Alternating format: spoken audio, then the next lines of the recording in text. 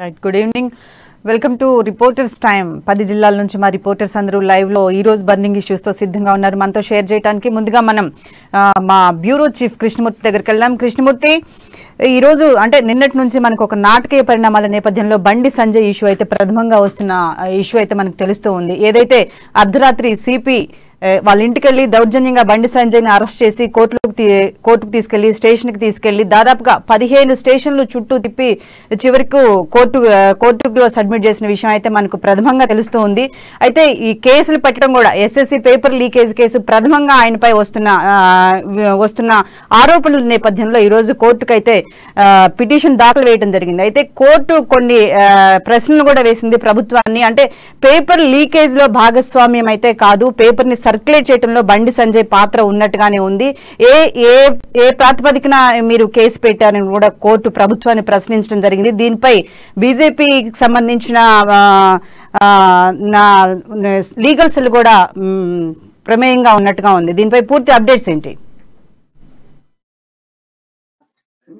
నిన్న బండి సంజయ్ ని పోలీసులు ఎస్ఎస్సి హిందీ పరీక్ష పేపర్ లీకేజీ కేసులో ప్రధాన ముద్దాయిగా చేరుస్తూ వరంగల్ కోర్టు, హన్మకొండ కోర్టులో వీళ్ళు మేజిస్ట్రేట్ ముంగట హాజరుపరచడం, మేజిస్ట్రేట్ రిమాండ్ విధించడం జరిగింది. అయితే మొన్న అర్ధరాత్రి బండి సంజయ్ ని అదుపులో తీసుకున్నటువంటి పోలీసులు నిన్న పొద్దంతా కూడా ఆయన వేరు పోలీస్ స్టేషన్ లో వేరు చోట్లలో దింపి కొంత ఇబ్బందికి గురి చేశారు. దీని మీద బీజేపీ నాయకులు నిన్ననే హైకోర్టుకు వెళ్ళారు. హౌస్ మోషన్ పిటిషన్ లో వాళ్ళు వెళ్ళారు, హేబియస్ కార్పస్ వేశారు. దీనిపైన నిన్న జరగాల్సిన విచారణ ఈ రోజు జరిగింది. ఈ రోజు జరిగినప్పుడు హైకోర్టు ప్రభుత్వానికి కొన్ని ప్రశ్నలు వేసింది, పోలీసులను కూడా, దర్యాప్తు అధికారులను కూడా కొన్ని ప్రశ్నలు వేసింది. తనకు అనుమానాలు ఉన్నాయండి. అంటే బండి సంజయ్ ఎస్ఎస్సి పరీక్షా పేపర్ లీకేజ్ లో పాత్ర ఉందని చెప్పారు కదా. మరి అన్నప్పుడు ఆయన పాత్ర ఏమిటి అంటే, వాట్సాప్ గ్రూప్ లో వచ్చినటువంటి క్వశ్చన్ పేపర్ ఆధారంగానే ఆయన పాత్ర అని అంటున్నారు. అంతకన్నా ముందు ఆయన కుట్ర ఏంటనేది మీరు చెప్పలేకపోయారు, చూపించలేకపోయారు అని హైకోర్టు ప్రశ్నించింది. అయితే ప్రభుత్వ తరఫు న్యాయవాది అయితే ఏజీ అడ్వకేట్ జనరల్ దీనికి సంబంధించి హైకోర్టులో వినిపించారు. అంటే మాకు టెలిఫోన్ ఆధారం ఉన్నాయి, తర్వాత అంటే ఫోన్ కాల్స్, వాట్సాప్ చాటింగ్ సంబంధించిన వివరాలు ఉన్నాయి. బండి సంజయ్ మొదటి నుంచి కూడా పరీక్ష లీకేజీ ఆయన వ్యాఖ్యలు చేయడం, అంటే ఈ ఉద్యోగాలు మనకు రావు, ఏం రావు, బీజేపీకి మద్దతు ఇవ్వండి అని చెప్పి యువతకు పిలిపివ్వడం, ఇవన్నీ కూడా చూస్తుంటే ఉద్దేశపూర్వకంగానే బండి సంజయ్ పేపర్ లీకేజ్ చేసినగా మేము నమ్ముతాం, విశ్వసిస్తాం. మా దగ్గర నుంచి సంబంధించిన ఆధారాలు, సాంకేతికమైనటువంటి అంశాలు కూడా మా దగ్గర ఉన్నాయి, వీటి కోర్టు ప్రొడ్యూస్ చేస్తామని చెప్పారు. అయితే హైకోర్టు వీటన్ని విశ్వసించకుండా ఆ పేపరు ఆయన లీక్ చేశారా, పేపర్ అంటే పరీక్షా హాల్లోకి వెళ్ళారా, లేకపోతే ఇన్విజిలేటర్ గా వెళ్ళి తీసుకొచ్చారా, లేదంటే పోలీస్ కస్టడీలో కానీ ఎగ్జామినేషన్ అంటే ఎస్ఎస్సి బోర్డు కస్టడీలో ఉన్నప్పుడు పేపర్ లీక్ చేశారా, ప్రింటింగ్ ప్రెస్ లీక్ చేశారా? అలాంటి చేయలేదు అన్నప్పుడు మరి ఆయన A1 ముద్దాయిగా ఎలా చేరుస్తారు అని హైకోర్టు ప్రభుత్వాన్ని నిలదీసింది. ఇంకో విషయం ఏంటంటే, ఇదంతా ఉద్దేశపూర్వకంగా పెట్టిందని చెప్పేసి బీజేపీ తరఫున వాదించినటువంటి రామచంద్రరావు అడ్వకేట్ వాదించారు. అంటే ప్రభుత్వం కావాలని, అంటే ఒక జాతీయ పార్టీకి రాష్ట్ర అధ్యక్షుడుగా బండి సంజయ్ ఉన్నారు. గత కొంతకాలంగా కేసీఆర్ ప్రభుత్వం మీద ఆయన పోరాటం చేస్తా ఉన్నారు. అనేక తప్పులను టీఎస్పీఎస్సీ పేపర్ లీకేజీల విషయంలో ఆయన పోరాటం చేస్తా ఉన్నారు. వీటన్నింటిని పక్కదారి పట్టించాలి, సంజయ్ ని మానసికంగా ఇబ్బందులకు గురి చేయాలి అనే ఉద్దేశంతో ఆయన చేశారు. సంజయ్ చేసినంత పెద్ద నేరమేం కాదు. సంజయ్ ఒక పార్లమెంట్ సభ్యుడు, బాధ్యత గల నాయకుడు, బాధ్యత గల పౌరుడు. ఆయన ఒక పార్లమెంటు నుంచి ప్రాతినిధ్యం వహిస్తున్నారు. అర్ధరాత్రి వెళ్ళి హఠాత్తుగా తీసుకోవాల్సిన అవసరం లేదు. వాళ్ళ అత్తగారి దశదిన కర్మ ఉందని చెప్పినప్పుడు కూడా పోలీసులు తీసుకొచ్చి ఆ కార్యక్రమానికి హాజరు కాకుండా చేయడం, అంటే ఆయన మానసికంగా ఇబ్బందులకు గురి చేయాలనే ఉద్దేశంతో చేశారు. తీసుకొచ్చినటువంటి, అంటే కరీంనగర్ నుంచి వరంగల్ కు కేవలం 60 కిలోమీటర్ల దూరం మాత్రమే ఉన్నది. కరీంనగర్ లో బండి సంజయ్ ఆయన నివాసంలో పోలీసులు అరెస్ట్ చేసినప్పుడు నేరుగా వరంగల్లో నేరం చేశారు అని పోలీసులు పేర్కొన్నారు కాబట్టి అక్కడ తీసుకొచ్చి వదిలేస్తే అయిపోతుంది. అలా చేయకుండా 60 కిలోమీటర్ల దూరాన్ని 130 కిలోమీటర్ల చుట్టూతా తింపి చివరకు సాయంత్రం, అంటే అర్ధరాత్రి 12:15 ఆయన ఇంట్లో అరెస్ట్ చేసినటువంటి పోలీసులు ఒక రోజంతా తింపి సాయంత్రం 6 గంటల ప్రాంతంలో మేజిస్ట్రేట్‌ని కూడా హాజరుపరచడం. అంటే ఇవన్నీ కావాలని పోలీసులు చేశారు. దీని వెనకాల ప్రభుత్వం ఉంది. ప్రభుత్వ ప్రోద్బలంతోనే పోలీస్ శాఖ బండి సంజయ్ మీద థర్డ్ డిగ్రీ ప్రయోగించింది. ఆయనకు ఇబ్బందులు పెట్టారు. ఆయనను 4, 5 వాహనాలను మార్చి దింపారు. ఆ సందర్భంగా పోలీసులు నెట్టివేయడంతో ఆయన కొంత గాయాలు కూడా అయినాయి. దాన్ని మేజిస్ట్రేట్ ముందు చూపించాలని చెప్పేసి బీజేపీ తరఫున వాదించినటువంటి న్యాయవాదులు కూడా కోర్టుకు తీసుకొచ్చారు. కోర్టు దృష్టికి తెచ్చారు. అయితే ఈ విషయంలో కోర్టు కూడా చాలా సీరియస్‌గా స్పందించింది. ఏదైతే బీజేపీ హెబియస్ కార్పస్ వేసినప్పుడు బీజేపీ 6గురిని ప్రతివాదులుగా చేర్చింది. అంటే సీఎస్ అంటే రాష్ట్ర ప్రభుత్వ ప్రధాన కార్యదర్శి, Warangal CP, Karimnagar CP, DGP ఇలా అంటే 6గురిని వేశారు. ఈ 6గురికి కూడా నోటీసులు జారీ చేసినటువంటి హైకోర్టు విచారణ రైట్ కృష్ణమూర్తి. అలాగే కోర్టు అయితే 3 క్వశ్చన్లు వేసింది ప్రభుత్వం తరపు న్యాయవాదులకి. పేపర్ పబ్లిక్ డొమైన్ లోకి వచ్చాక లీక్ ఎలా అని మీరు చెప్తారు అని చెప్పేసి అదొక ప్రశ్న వేసింది. అయితే దీని తరపున ప్రభుత్వం తరపు న్యాయవాదులు ఏదైతే బండి సంజయ్ ఫోన్ ఉందో ఆ ఫోన్ ఇంతవరకు మాకు అందించలేదు అని చెప్పేసి వాళ్ళు చెప్పడం జరిగింది. దీనికి సంబంధించి మీ దగ్గర ఉన్న అప్డేట్స్ ఏంటి? అంటే నెక్స్ట్ ఇవాళ ఎల్లుండి ప్రధాని హైదరాబాద్ వచ్చే విషయం ప్రధానంగా ఉన్న విషయంలో ఏదైతే రాష్ట్ర ప్రభుత్వం ఇతన్ని తీసుకెళ్లి జైల్లో వేసి ఇతనికి బెయిల్ ఇవ్వకుండా చేయాలని చెప్పేసి గట్టిగా ప్రయత్నాలు చేస్తుందని కూడా ప్రభుత్వం తరపున నుంచి బీజేపీ తరపున లీగల్ సెల్ అయితే వాదించడం జరిగింది. దీనిపై అసలుకి పిటిషన్ కి కోర్టు బెయిల్ పిటిషన్ కు అనుమతి ఇస్తుందా? బెయిల్ పిటిషన్ కి సంబంధించిన వివరాలు ఏంటి? బెయిల్ పిటిషన్ పైన ప్రస్తుతం వరంగల్ హన్మకొండ కోర్టులో వాదన జరుగుతూ ఉన్నాయి. దానికి సంబంధించి బీజేపీ తరఫున వాదనలు మేజిస్ట్రేట్ కూడా పూర్తయ్యాయి. ప్రస్తుతం ఇప్పుడు ప్రభుత్వం తరఫున వాదనలు అక్కడ పీపీ పబ్లిక్ ప్రాసిక్యూటర్ ఎందుకు అరెస్ట్ చేశారు, ఎందుకు బెయిల్ ఇవ్వకూడదు, బెయిల్ ఆయనకు ఇవ్వద్దు అని చెప్పేసి వాదిస్తా ఉన్నారు. దీంట్లో ముఖ్యంగా ఏంటంటే బండి సంజయ్ తో ఎవరైతే జర్నలిస్టు ప్రశాంత్ అని ఉన్నారో ఆ ప్రశాంత్ పంపించారు, దానికి సంబంధించిన డాటా మా దగ్గర ఉంది అనేది.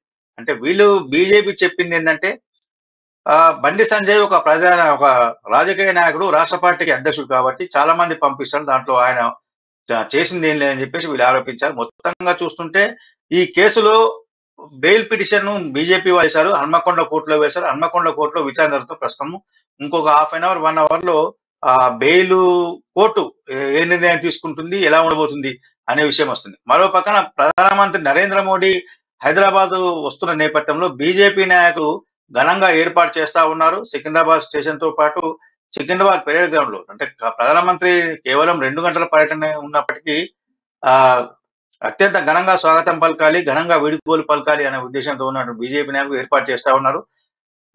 ఇంకో విషయం ఏంటంటే పార్లమెంట్ కు సంబంధించిన పార్లమెంట్ సెక్రటరియట్ కూడా రాష్ట్ర పోలీసులకు నోటీసు పంపి బండి సంజయ్ ని ఎందుకు ఏ నేరం మీద అరెస్ట్ చేశారని చెప్పేసి దీనికి సంబంధించి పోలీసులు సరైన సమాధానం చెప్పకుండా కొంచెం సర్కాస్టిక్ గా వాళ్ళు సమాధానం చెప్పారు. టెక్నికాలిటీని దాంట్లో వినియోగించినట్టుగా మనకు స్పష్టమవుతా ఉంది శిరీష.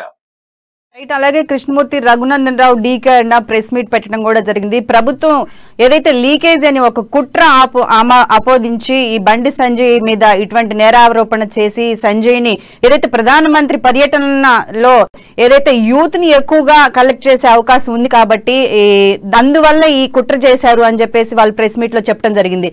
దీన్ని విశ్లేషించండి. కరెక్టే. బండి సంజయ్ ఆయన ఉపన్యాసాలు కొంత యువతను గాని అంటే ప్రభుత్వ వ్యతిరేకత ఉన్న వాళ్ళు కొంత ఉర్రూతలొగించే విధంగా ఉంటుంది. ఆయన పంచ్ డైలాగులతోటి కొంచెం యువతను ఆకర్షించే అవకాశం ఉన్నాయి. ఇప్పుడు టీఎస్పీఎస్సీ పేపర్ లీకేజీ తర్వాత యువతలో కొంత ప్రభుత్వం మీద ఆగ్రహావేశాలు వ్యక్తమవుతా ఉన్నాయి. ప్రభుత్వమే కావాలని కుట్రపండి అంటే దాదాపుగా 30 లక్షల మంది యువత నిరుద్యోగ యువతతోటి రాష్ట్ర ప్రభుత్వం ఆడుకుంటుందని చెప్పి గత కొంతకాలంగా బండి సంజయ్ చెప్తా ఉన్నారు, ఆరోపిస్తా ఉన్నారు, ఆందోళన కార్యక్రమం చేస్తా ఉన్నారు. దీనికి సంబంధించి కూడా ప్రధాని సమక్షంలో బండి సంజయ్ ప్రస్తావించే అవకాశం ఉంది. ఆ నేపథ్యంలో అంటే బండి సంజయ్ ప్రసంగంని కానీ ప్రధాన ప్రసంగంకి యువత అంటే బండి సంజయ్ కోసం భారీ ఎత్తున తరలి వచ్చే అవకాశం ఉన్నాయి. సికింద్రాబాద్ పెరేడ్ గ్రౌండ్ లో జరిగే బహిరంగ సభకు అన్న ఉద్దేశంతో కూడా ప్రభుత్వం ఈ రకంగా బండి సంజయ్ మీద తప్పుడు కేసులు పెట్టిందని బీజేపీ నాయకులు ఆరోపిస్తారు. ఎట్టి పరిస్థితుల్లో బండి సంజయ్ ని ప్రధానమంత్రి నరేంద్ర మోడీ బహిరంగ సభకు తీసుకువచ్చేందుకు పోరాటం చేస్తాము, పోరాటం చేస్తాము, న్యాయపరంగా కూడా మేము దాన్ని ఎదుర్కొంటాము. ఆయన కనీసం అంటే బెయిల్ హైకోర్టులో విచారణ సోమవారానికి వాయిదా వేసిన నేపథ్యంలో శనివారం జరిగే సభకైనా అనుమతించాలి. అంటే ఆయన చేసిన పెద్ద నేరం ఏం లేదు, దాంట్లో కావాలని ప్రభుత్వం తప్పుడు కేసులు పెట్టి వేధింపులకు గురి చేస్తుందని కోర్టును ఒప్పించి తీసుకురావాలనే ఉద్దేశంతో బీజేపీ నాయకులు ఉన్నారు. బీజేపీ లీగల్ టీం ప్రత్యేకంగా వరంగల్లో ఒక లీగల్ టీము, ఇక్కడ హైదరాబాద్ లో ఒక లీగల్ టీం దీనికోసం ప్రయత్నాలు చేస్తా ఉన్నారు. హైదరాబాద్ లో హైకోర్టు ఇచ్చినటువంటి దీంట్లో బెయిల్ పిటిషన్ వేసుకోవచ్చు అని చెప్పిన నేపథ్యంలో బీజేపీ నాయకులు కూడా లీగల్స్ కూడా కొంత బెయిల్ రావచ్చు అని కొంచెం ఆశాజనకంగా ఉన్నారు. Sirisha, thank you Krishnamurthy. మొత్తానికైతే బెయిల్ పిటిషన్ పై కోర్టు ఎటువంటి నిర్ణయం తీసుకుందో కొద్ది సమయంలో తెలిసే అవకాశం ఉంది. నెక్స్ట్ మనం నల్గొండ వెళ్దాం. నల్గొండ కిరణ్ చెప్పండి. నల్గొండ భువనగిరి ఎంపీ ఏదైతే వెంకటరెడ్డి ఉన్నారో పార్టీ మారుతున్నట్టుగా కొన్ని రోజుల నుంచి అయితే ప్రచారం జోరుగా సాగుతోంది. కాంగ్రెస్ పార్టీకి రాజీనామా చేసి బీజేపీలోకి వస్తున్నట్టుగా, లేదంటే కొత్త పార్టీ పెడుతున్నట్టుగా కూడా యూట్యూబ్ లో హల్చల్ చేస్తున్నది ఉంది. ఇది ఎంతవరకు నిజమంటారు? గత 6 నెలలుగా ఏదైతే భువనగిరి ఎంపీ కోమటిరెడ్డి వెంకటరెడ్డి పార్టీ వీడుతాడు, బీజేపీలోకి వెళ్తాడనే ఆరోపణలు అయితే సోషల్ మీడియాలో విస్తృతంగా ప్రచారం జరిగింది. తరచూ ఆయన యొక్క వార్తలను కూడా ఖండించడం కూడా జరుగుతూ వస్తుంది. ఏదైతే కోమటిరెడ్డి వెంకటరెడ్డి తమ్ముడు కోమటిరెడ్డి రాజగోపాల్ రెడ్డి కాంగ్రెస్ ఎమ్మెల్యేగా రాజీనామా చేసి మునుగోడు నుంచి బీజేపీ అభ్యర్థిగా పోటీ చేయడం జరిగింది. అయితే మునుగోడులో తమ్ముడు పోటీ చేసిన తర్వాత అన్నటువంటి వెంకట్ కూడా బీజేపీలో చేరతారని ఊహాగానాలు బలంగా వినిపించాయి. ఈ నేపథ్యంలో అతను మునుగోడులో జరిగినటువంటి ఎన్నికల ప్రచారంలో కూడా కాంగ్రెస్ తరఫున అక్కడ అభ్యర్థి ప్రచారం కూడా నిర్వహించలేదు. అయితే ఆ పరిణామాల మధ్య మునుగోడు ఉప ఎన్నిక ముగిసిన తర్వాత అక్కడ టీఆర్ఎస్ పార్టీ గెలవడం జరిగింది. ఆ తర్వాత తిరిగి వెంకరెడ్డి కొద్ది రోజులు స్తబ్దతగా ఉన్నారు. మళ్ళీ కొద్ది రోజుల తర్వాత తిరిగి అతను ఏదైతే రేవంత్ రెడ్డికి వ్యతిరేకంగా మాట్లాడము, అతను చేసిన పాదయాత్రలో పాల్గొనకపోవడము, రాహుల్ గాంధీ చేపట్టినటువంటి జోడో యాత్రలో కూడా పాల్గొనకపోవడంతో మళ్ళీ మరొకసారి కోమటిరెడ్డి వెంకరెడ్డి పట్ల పలు అనుమానాలకు రేకెత్తాయి. ఇది అతను కాంగ్రెస్ పార్టీలో ఉంటాడా, బీజేపీలో చేరుతాడా, మరి ఇంకో పార్టీలో చేరుతాడా అనే ఊహాగానాలు వచ్చిన నేపథ్యంలో తిరిగి ఆయన ఢిల్లీకి వెళ్ళడం, అక్కడ రాహుల్ గాంధీని కలవడం, సోనియా గాంధీని కలవడం తరచు జరుగుతూనే ఉంది. మరి ఈ రోజు ఉదయం నుంచి కూడా తిరిగి కోమటిరెడ్డి వెంకరెడ్డి కాంగ్రెస్ పార్టీని వీడి కొత్త పార్టీ తవ్వుతున్నారని ఊహాగానాలు ఇటు సోషల్ మీడియాతో పాటు మీడియాలో కూడా వార్తలు రావడంతో ఢిల్లీలో ఉన్నటువంటి కోమటిరెడ్డి వెంకరెడ్డి వార్తలన్నింటి కూడా ఖండించడం జరిగింది. తాను ఏ పార్టీలోకి మారడం లేదని, కాంగ్రెస్ పార్టీలో ఉంటానని, కాంగ్రెస్ పార్టీకి తనను గుర్తించి దఫాలు ఎమ్మెల్యేగా అవకాశం కల్పించిందని, మంత్రిగా అవకాశం కల్పించిందని, ప్రస్తుతం తాను భువనగిరి ఎంపీగా ఉన్నానని తనపై లేనిపని దుష్ప్రచారం చేసి కాంగ్రెస్ పార్టీలో తనను బలహీనపరిచేందుకే ఈ విధంగా కుట్రలు చేస్తున్నారని కోమటిరెడ్డి వెంకరెడ్డి ఢిల్లీలో మీడియాతో మాట్లాడడం జరిగింది. నిన్న మొత్తం కూడా తాను సోనియా గాంధీతో ఉన్నానని, రాహుల్ గాంధీని ఏదైతే పార్లమెంట్ లో సస్పెండ్ చేశారో రానియకుండా ఆ విషయంలో కూడా నేను చేపట్టినటువంటి దీక్షలో కూడా గాంధీ భవన్ లో పాల్గొన్నానని, కావాలనే నాపై కుట్ర జరుగుతుందని, ఇదంతా గిట్టవారు తనపై కుట్ర ఉన్నవారు ఇదంతా చేస్తున్నారని, తాను మాత్రం పార్టీ మారబోరని అయితే స్పష్టం చేశారు. అంటే మనం ఎప్పుడు చూసినా కాంగ్రెస్ పార్టీలో అంతర్గత కుమ్ములాట్లయితే ప్రసారి జరుగుతూనే ఉంటాయి. ఒక మీటింగ్ పెట్టుకుంటారు వాళ్ళందరూ, అంటే ఒక నాయకత్వాన్ని బలపరిచిన తర్వాత అందులో ఉన్న సీనియర్ నాయకులు అయితే ఏంటి, కొత్తగా వచ్చిన నాయకత్వాన్ని బలపరచని టైంలో ఇటువంటి ఆరోపణలు అయితే వస్తూ ఉంటాయి. అంటే రేవంత్ రెడ్డి నాయకత్వాన్ని ఇప్పుడు వెంకటరెడ్డి ఎవరైతే ఎంపీ ఉన్నారో తను బలపరచలేకపోతున్నట్టే కదా. అంటే ఢిల్లీ వెళ్ళి వాళ్ళతో మాట్లాడి వచ్చిన తర్వాత కానీ తిరిగి ములాఖాత్ అయ్యే పరిస్థితిలో లేనట్టుగా కనిపిస్తోంది. అయితే కోమటిరెడ్డి వెంకరెడ్డి తరచూ మీడియాలోకి ఎక్కడము, తన యొక్క స్టేట్మెంట్లతో మీడియాని ఆకర్షించడంతో పాటు ప్రజల్లో ఒక చర్చ జరిగే విధంగా ఎప్పుడు కూడా మాట్లాడుతూ ఉండడం జరుగుతుంది. సొంత పార్టీలోనే ఉంటూ సొంత పార్టీ నాయకులను తిట్టడం, సొంత పార్టీ యొక్క హైకమాండ్ ను దుమ్మెత్తిపోవడం, సొంత పార్టీ చేసినటువంటి అధికారిక కార్యక్రమాల్లో కూడా పాల్గొనకపోవడంతో అతను చేసినటువంటి వ్యవహారాలకు కొంత అనుమానం కలిగించినట్లనే ఉంటుంది. ఎందుకంటే పిసిసి అధ్యక్షుడుగా రేవంత్ రెడ్డి రేవంత్ రెడ్డికి వ్యతిరేకంగా తను వ్యాఖ్యలు చేయడము, రేవంత్ రెడ్డి పిసిసి అధ్యక్షుడు అయితే నేను తాను గాంధీ భవన్ లో అడుగు పెట్టానని, అదే విధంగా పిసిసి అధ్యక్షుడు చేసినటువంటి జోడయాత్రలో కూడా తాను పాల్గొనవని, తానే సొంతంగా పాదయాత్ర చేపడతానని, అవసరమైతే ఓ తెలంగాణ వ్యాప్తంగా మోటార్ సైకిల్ తో యాత్ర కూడా చేపడతానని పలు దఫాలుగా పత్రికలకు ఎక్కడం, మీడియాతో మాట్లాడడం జరిగింది. ఈ అన్ని సంఘటనలు చూసుకున్నట్లయితే కాంగ్రెస్ అధిష్టానం కూడా ఏనాడు కూడా అతనికి కొన్నిసార్లు షోకాజ్ నోటు ఇచ్చిందే తప్ప హైకమాండ్ ఇంతవరకు చర్యలు తీసుకున్న ఇలాంటి చర్య దాఖలాలు ఇటు సొంత పార్టీలో ఉంటూ సొంత పార్టీ నాయకులను తిట్టినప్పటికీ హైకమాండ్ ఎన్నడూ కూడా అతనిపైన చర్య తీసుకోలేదు. కాకపోగా ఉమ్మడి నల్గొండ జిల్లాలో కూడా అతను ఇటు అద్దంకి దయాకర్ కావచ్చు, చెరుకు సుధాకర్ కావచ్చు, వీళ్ళందరితోని వర్గ విభేదాలు కూడా కొనసాగుతున్నాయి. ఇటు రాష్ట్ర పార్టీలో కాకుండా ఇటు ఉమ్మడి జిల్లాలో కూడా విభేదాలకు తావిస్తూ ఒక వర్గాన్ని పోషిస్తూ ఆయన రాజకీయాలు చేసుకుంటూ వస్తున్నారు.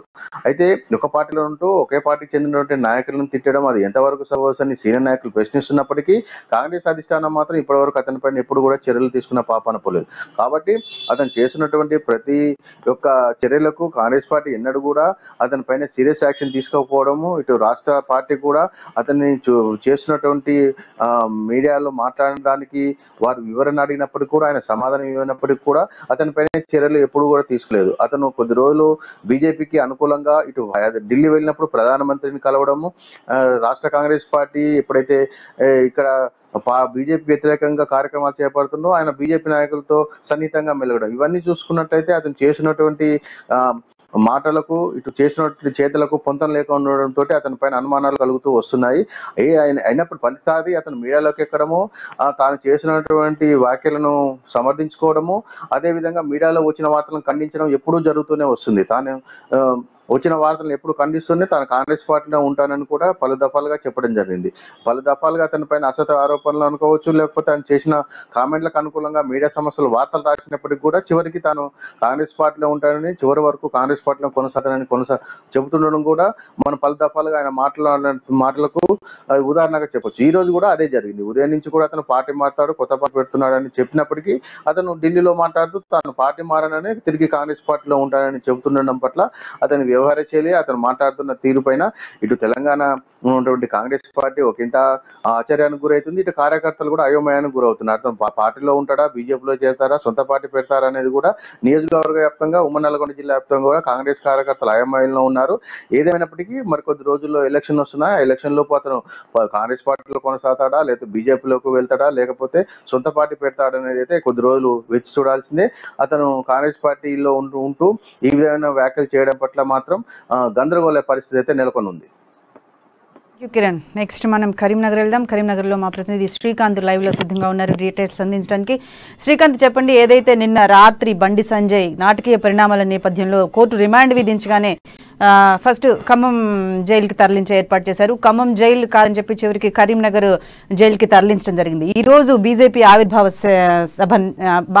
పార్టీ ఆవిర్భావ డేట్ నేపథ్యంలో బండి సంజయ్ ఒక లేఖను కూడా కార్యకర్తలకు, అభిమానులకు అందించడం జరిగింది. ఏదైతే ములాఖత్ చేశారో ఈ ములాఖత్ కార్యక్రమంలో ఒక కుటుంబ సభ్యులను కూడా కలవడం జరిగింది. ఆ ములాఖత్ కార్యక్రమంలో కుటుంబ సభ్యులతో ఎటువంటి విషయాలు చెప్పారు, హెల్త్ గురించి ఏమైనా మాట్లాడారా, దానికి సంబంధించిన వివరాలు ఏంటి? Thank you Sirisha. ఏదైతే మొన్న అర్ధరాత్రి పోలీసులు అమానుషంగా బండి సంజయ్ని పోలీస్ స్టేషన్ తరలించి మొదటగా బొమ్మల రామారం పోలీస్ స్టేషన్ తరలించి అక్కడి నుంచి వరంగల్ కోర్టులో హాజరుపరిచి ఒక పెద్ద నాటకీయ పరిణామాల మధ్య చోటు చేసుకున్న కథకి నిన్న వరంగల్ కోర్టు ఇచ్చిన తీర్పు ఏదైతే 14 రోజుల రిమాండ్ విధించిందో నిన్న రాత్రి 10 గంటల ప్రాంతంలో కరీంనగర్ జిల్లాకి చేరుకున్నారు. ఆయన మొదటగా ఆయన కార్యకర్తలు, అభిమానులు పెద్ద ఎత్తున తాను కరీంనగర్ తీసుకొస్తున్నారన్న వార్త తెలిసిన వెంటనే పెద్ద ఎత్తున కాన్వాయ్ ఏదైతే పోలీసులు ప్రయాణిస్తున్న బండి సంజయ్ని తరలిస్తున్న వాహనం ఏదైతే ఉందో ఆ వాహనాన్ని అడ్డుకునే ప్రయత్నం చేశారు. అక్కడ కాస్త ఉద్రిక్తత చోటు చేసుకుంది. తదనంతరం 10 గంటల ప్రాంతంలో తనను జిల్లా జైలుకు తరలించారు. ఏదైతే రాత్రి తన కుటుంబ సభ్యులు పడిగాపులు గచ్చారు, అంటే తనని కలిసి ఒకసారి మాట్లాడి తన ఆరోగ్య పరిస్థితి ఏంటో తెలుసుకునే ప్రయత్నం చేశారు. కాకపోతే రాత్రి అవ్వడం వల్ల జైలు నియమ నిబంధనలకు విరుద్ధంగా అలాంటి పర్మిషన్ ఏమీ జైలు అధికారులు లేదు. అయితే ఈ రోజు ఉదయం ఏదైతే తనకి నిన్న రాత్రి వైద్య పరీక్షలు నిర్వహించిన అనంతరము బ్యారక్ ఏదైతే గోదావరి బ్యారక్ లో తనని 7917 నెంబర్ తో ఆయన కేటాయించడం కూడా జరిగింది. ఆ బ్యారక్ లో కేటాయించిన తర్వాత ఈ రోజు ఉదయం బండి సంజయ్ సతీమణి తనతో పాటు తన బండి సంజయ్ వాళ్ళ సోదరుడు శ్రావణ్ కుమార్ తో పాటు తన ముద్దుల అల్లుడు ఎవరైతే చిన్న బాబు మనం విజువల్స్ లో చూస్తున్నామో చిన్న బాబు, ఆ బాబుకి తన మామ సంజయ్ అంటే చాలా ఇష్టం. బండి సంజయ్ కూడా చాలా ప్రేమ. ఏ ప్రోగ్రామ్ వెళ్ళినా ఏదైనా తన అల్లుడి ద్వారా తను చాలా ఇష్టంగా ఆదరిస్తూ ఉంటాడు.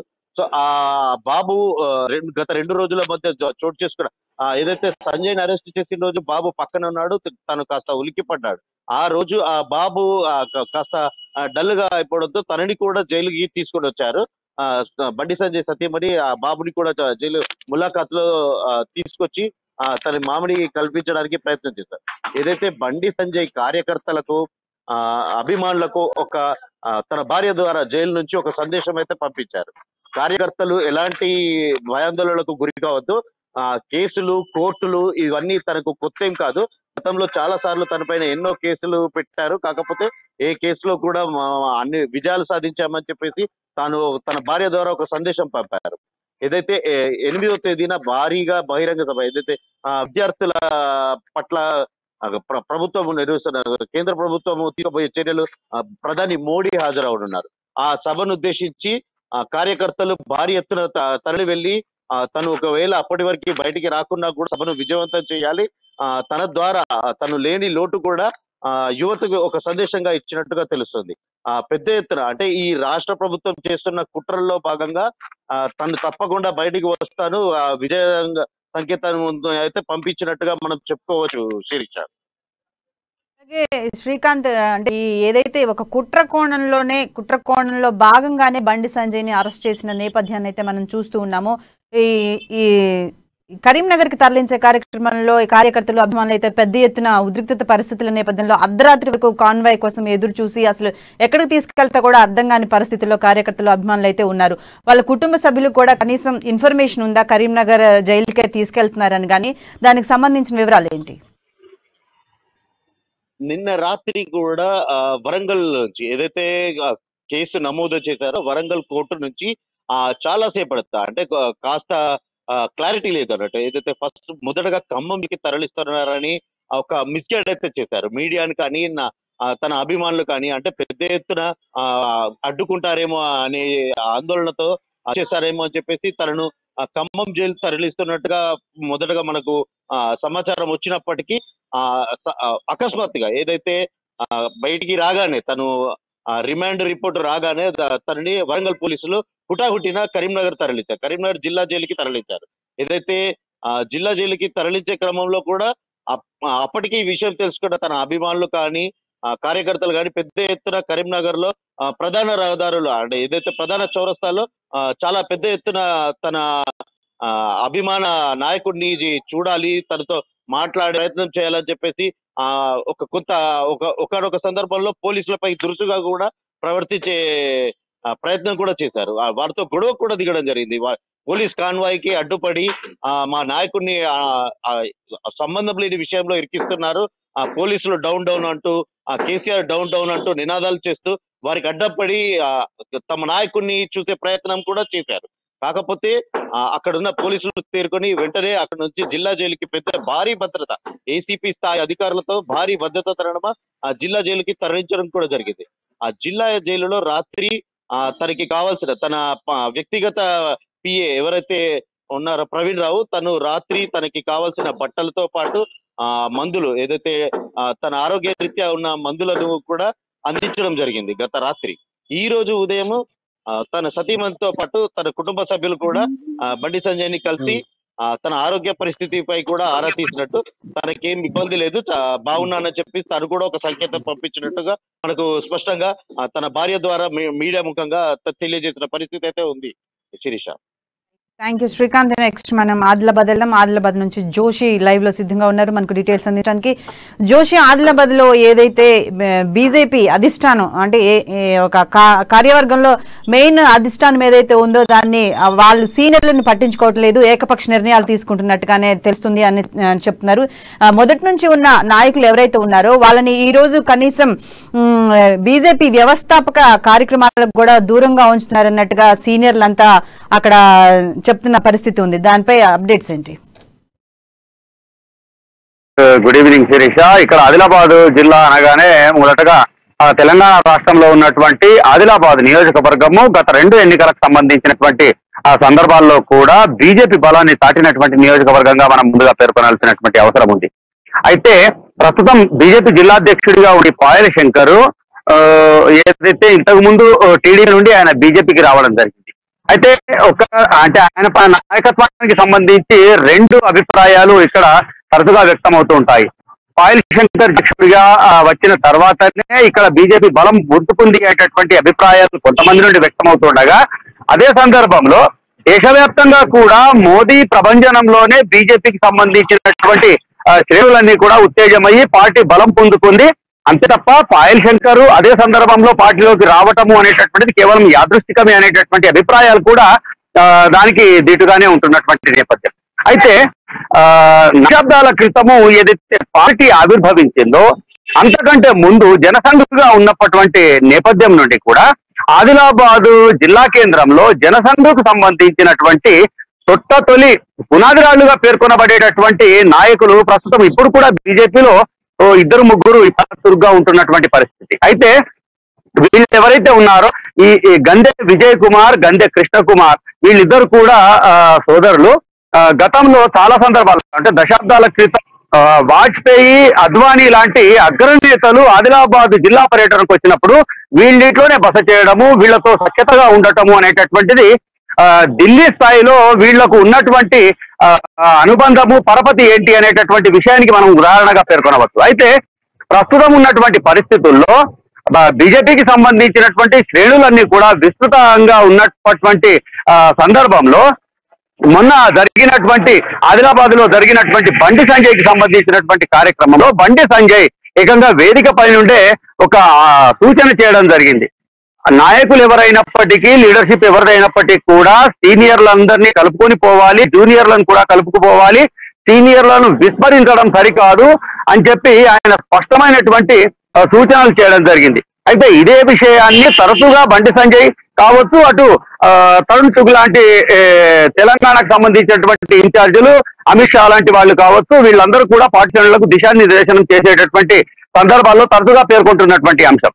అయితే ప్రస్తుతం ఉన్నటువంటి పరిస్థితుల్లో చూసినట్లయితే జిల్లా అధ్యక్షుడిగా కొనసాగుతున్నటువంటి బీజేపీ పార్టీకి సంబంధించినటువంటి జిల్లా అధ్యక్షుడిగా వ్యవహరిస్తున్నటువంటి శంకర్ పైన చాలా వరకు సీనియర్లందరూ కూడా అసంతృప్తిగా ఉన్నట్లుగా స్పష్టంగా తెలుస్తున్నటువంటి పరిస్థితి. దానికి ఇవాళ జరిగినటువంటి ఒక సంఘటననే ప్రత్యక్ష ఉదాహరణగా పేర్కొనవచ్చు.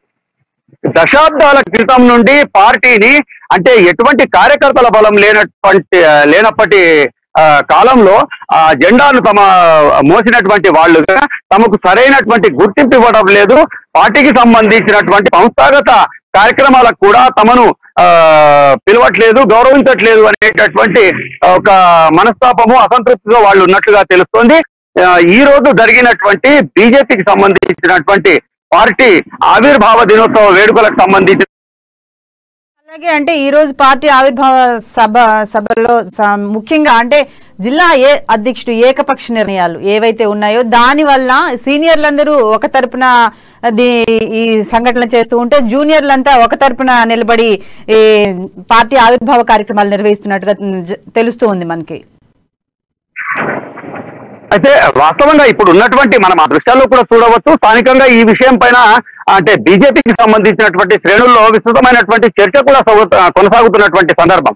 పార్టీకి సీనియర్లుగా ఉన్నటువంటి మూలస్తంభాలుగా ఉన్నటువంటి స్థానికంగా ఎవరైతే నాయకులు ఉన్నారో గందె విజయ్ కుమార్, గందె కృష్ణ కుమార్ లాంటి వాళ్లను పార్టీ ఆవిర్భావ వేడుకలకు సరైన రీతిలో ఆహ్వానించకపోవటము, వాళ్ళు లేకుండానే ఈ యొక్క కార్యక్రమం ముగించడం పట్ల అసంతృప్తికి గురైనటువంటి వాళ్ళు సరే ఎవరు పిలిచినా పిలవకపోయినా మాకు నాయకత్వంతో సంబంధం లేదు, మాకు పార్టీతోనే అనుబంధము అనేటటువంటి రీతిలో గందె కృష్ణ కుమార్, గందె విజయ్ కుమార్లు వారి తరానికి సంబంధించినటువంటి మరికొంతమంది సీనియర్లతో కలిసి వాళ్ళు అంటే విడిగా ఈ యొక్క పార్టీకి సంబంధించినటువంటి ఆవిర్భావ వేడుకలు నిర్వహించుకోవడము అనేటటువంటిది ప్రస్తుతం పార్టీలో ఉన్నటువంటి పరిస్థితిని పూర్తిగా అద్దం పట్టినట్టుగా మనకు చూపుతున్నటువంటి నేపథ్యం. అయితే దీనికి సంబంధించి ఇక్కడ ఉన్నటువంటి పరిస్థితుల ప్రకారంగా చూసినట్లయితే బీజేపీ జిల్లా అధ్యక్షుడు ఏకపక్ష నిర్ణయాలతో సీనియర్లందరూ కూడా ఒక రకంగా అసంతృప్తితో గురుగాను ఉన్నట్లుగా తెలుస్తున్నప్పటికీ వాళ్ళందరూ సీనియర్లు, పరిపక్వమైనటువంటి రాజకీయ నాయకులైనటువంటి నేపథ్యంలో వాళ్ళెవరు కూడా ఎక్కడ ఈ విషయం పైన నోరు మెదపడానికి సిద్ధంగా లేకపోయినప్పటికీ కూడా పరిస్థితులు అలాగే కార్యక్రమాలు జరుగుతున్నటువంటి నిర్వహణ తీరును బట్టి చూసినట్లయితే ఖచ్చితంగా ఇది పూర్తిగా పార్టీలో అసమ్మతి, అసంతృప్తి ఉన్నట్లుగా మాత్రం మనకు తెలుస్తోంది. అయితే రాబోయే రోజుల్లో అంటే అధిష్టానం ఇచ్చినటువంటి ఆదేశాల ప్రకారంగా గనక అందరినీ కలుపుకొని పోనట్లయితే గనక రాబోయే రోజుల్లో అంటే ఎన్నికల కాలం ఉన్నటువంటి నేపథ్యంలో సమీపంలో రాబోయే రోజుల్లో ఇటువంటి పరిణామాన్ని కూడా పార్టీకి ఖచ్చితంగా చేటు తీసుకొచ్చేటటువంటి అవకాశాలు కూడా లేకపోలేదు అనేటటువంటి అభిప్రాయాలు కూడా పార్టీకి సంబంధించినటువంటి వాళ్లే కాకుండా ఇతరత్ర రాజకీయ వర్గాల నుండి కూడా వినిపిస్తున్నటువంటి పరిస్థితి. Sirisha, thank you. నెక్స్ట్ మనం మహబూబ్ నగర్ వెళ్దాం. మహబూబ్ నగర్లో మా ప్రతినిధి ప్రదీప్ లైవ్లో సిద్ధంగా ఉన్నారు మనకు డీటెయిల్స్ అందించడానికి. ప్రదీప్, చెప్పండి, మహబూబ్ నగర్లో ఒక జాతర పౌర్ణమికి అయితే జరుగుతూ ఉంటున్నది వెనకటి నుంచి కూడా. సలేశ్వరం జాతర అని, ఆ జాతరలో పెద్ద ఎత్తున జనాలు పౌర్ణమికి టెంపుల్కి రావడం కానీ అక్కడ స్నానాలు ఆచరించడం కానీ, అయితే ఈ జాతరలో కొంత అపశృతి చోటు చేసుకున్న సంఘటనలు మనం చూస్తూ ఉన్నాం. ఒకరు జాతర తొక్కిస్లాట్లో మరణించిన ఘటన కూడా మనం చూస్తున్నాం. అంటే అంత పెద్ద ఎత్తున జాతర జరుగుతుంటే సరైన ఏర్పాట్లు చేయకుండా పోలీసులు ఎలా ఉన్నారు, అసలు అక్కడ ఉన్న విషయాలు ఏంటి? శిరీష, అయితే ఈ రోజు తెలంగాణ అమర్నాథ్ జాతరగా పేరుగాంచిన నాగర్ కర్నూలు జిల్లాలోని అప్పాపూర్ సలేశ్వరం జాతరలో భక్తులు పోటెత్తినటువంటి సందర్భం. అయితే ఈ జాతర ప్రతి సంవత్సరం పౌర్ణమి రోజు ఏప్రిల్ మాసంలో 5 రోజుల పాటు కొనసాగుతుంది.